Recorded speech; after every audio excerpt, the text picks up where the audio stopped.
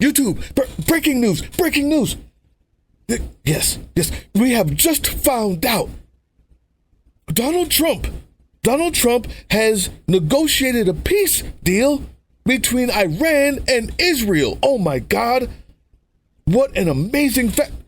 Jim, you're not serious. YouTube, we have even more breaking news. Donald Trump has just found and caught the Loch Ness Monster. But how are we finding this news out, Jim? Oh my God. YouTube, this is unbelievable. The President, Donald J. Trump, has just negotiated a peace deal between Iran and Israel, even after they just bombed Qatar, and also has found the Loch Ness Monster, captured the Loch Ness Monster. This is historical. Jim, say that again. How did you find out? On Donald Trump's failing social media site, Truth Central, where all he does is lie. He broke this news, this world-changing news on Truth Central? Well, I mean, we just have to take his word for it. People, this must be true.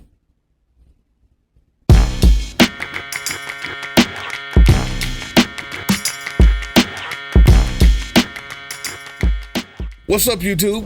Drill Sergeant here. And in case you missed it, we just found out via Donald Trump's failing social media site, the one that's losing customers and subscribers every single day because of the amount of lies and mistruths and misdirection that's on it. We learn about a historical movement, a historical moment in history.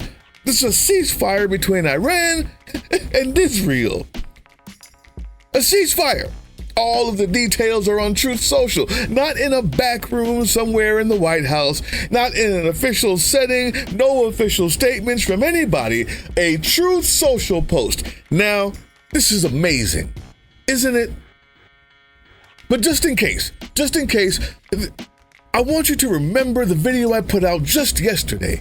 The video I put out yesterday, it started with something simple like, this media, corporate media that we have in our country still hasn't learned that relying on the word of a 34-time felon, thief, classified document thief who puts it in his bathroom, orange maniac who can't even spread his own makeup and blend it properly, grapist, this liar in chief cannot be taken at his word. And our media, 12 years later, still hasn't figured it out. They still haven't they don't know how to do this. Here's what's going on. Watch this ridiculous crap. In Tel Aviv, who I understand has some new reporting on this. Matt, what do you know? Well, we're just seeing this. I'm just parsing out this statement like the rest of us, Hallie. You know, it is confusing. One of the things that really turns me around here is that he says officially Iran will start the ceasefire. And upon the 12th hour, Israel will start the ceasefire. And upon the 24th hour, an official end to the 12-day war. Clearly, President Trump sees this 12-day war as a successor to the 6-day war. So it looks as though, and I don't know any more than you do here, Hallie, but it looks as though Iran is going to stop firing. And then 12 hours later, Israel will be enjoined to stop firing.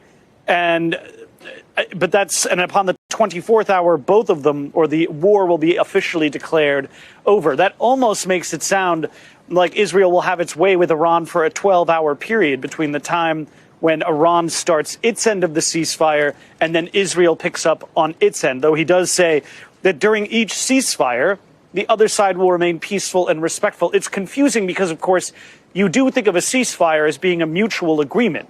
Not that one can have a ceasefire and the other, unless one just simply ceases firing and the other is allowed to continue firing. That doesn't sound like much of a negotiated agreement. However, we're going to have to give President Trump the benefit of the doubt here. He's announcing a major, as Keir said, a major advancement here, even though it is kind of unclear how the mechanics of this are all supposed to work, especially if the Israelis are allowed to continue firing for 12 hours, already having dominance over Iranian airspace. But as Keir mentioned, the Israelis still have a lot of unfinished business, especially when it comes to that uranium that nobody knows where it's gone. So, right. I mean, it's unclear where this is all going to be going from here.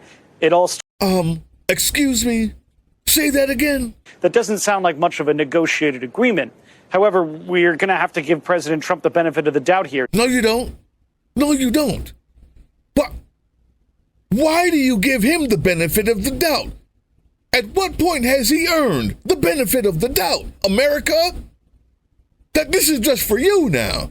No one else believes anything we're saying, especially our media. This is just for you, America.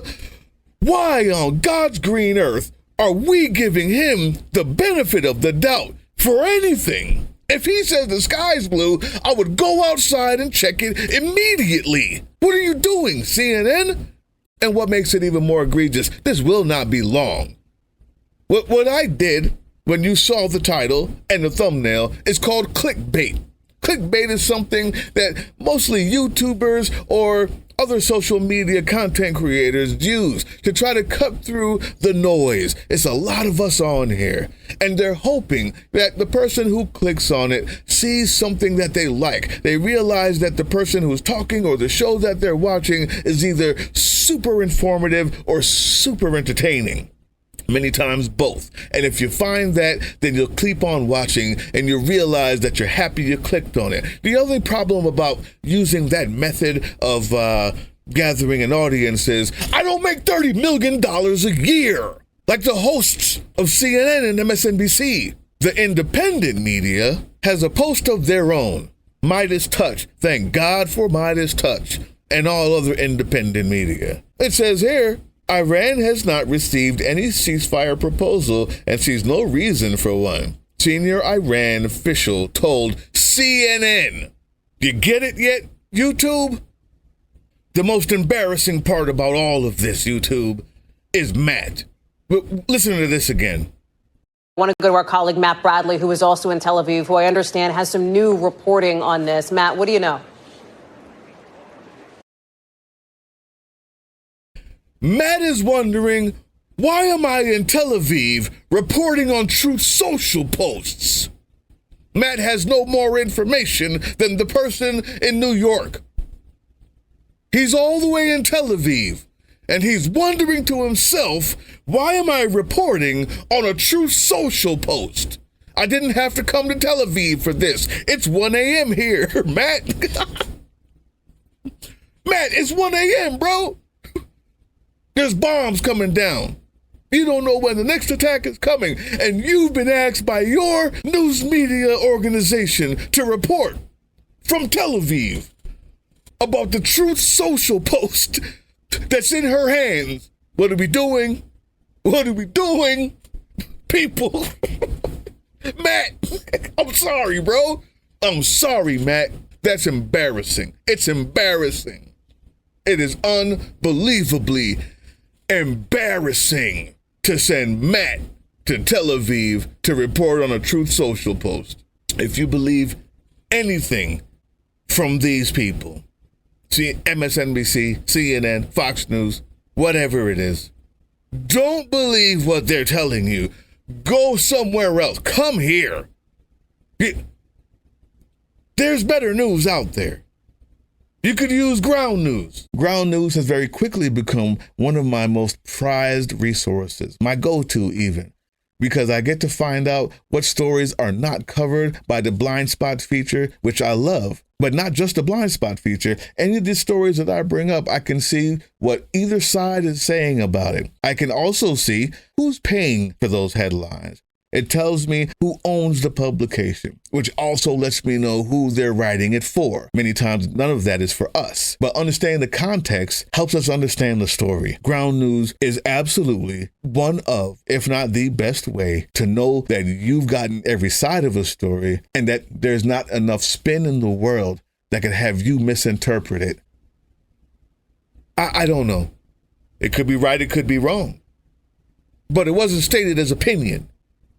And even if it was, it should have been said, the 34-time felon, multiple-time liar, rapist, thief, porn star payer, unfortunately President Donald J. Trump, boasts on his failing media site that he's reached some sort of deal and gave all of the details of this deal and gave all of the insight, all of the details of this to social media before giving it to the people in his office as the president of the United States of America. That's what the report should have been. And absolutely not do we have to give him the benefit of the doubt. That's earned. YouTube, America, now you know. I'll tell you more about it if there is something here. And when the Loch Ness Monster is finally found and caught, I'll be sure to report that as well. What are we doing? What are we doing? Yikes. Thank you for your time, YouTube. Hey, yeah, you. Before you click away to watch someone unbox a tactical toothbrush, let's talk about something real. Political Drain isn't just another content mill. We're a digital front in a very real war. Not with bullets, but with ideas, with action, and with solidarity. We pair urgent news with critical education. And we build community around actual resistance, not the hashtag kind. The kind that moves. But here's the thing. None of this is free. It isn't. Behind every video is time, labor, research, and some weird guy asking if we're going to pay the hosting bill. And yeah, some of that money goes to things we can't necessarily say out loud. If you know, you know. Let's just say our special ops aren't Call of Duty LARPers. They're people making real moves to protect, uplift, and organize. You're not just funding a channel. You're funding a resistance network in a world where capital still calls the shots. Unfortunately, in a system built on artificial scarcity, even mutual aid has a price tag. And if we want to grow, if we want to win, we need your help. We need your help. So if you've got even a few bucks to spare, toss it our way. It's not for ads. It's not for merch drops, but for people making moves in the shadows so others can do it in the light. It's just us and you. So fund the mission, fund the fight, fund the future, because nobody's coming to save us. We save each other. That's how this works. Follow us on all these things you see here, and our link tree is in the description. Maybe even get some merch.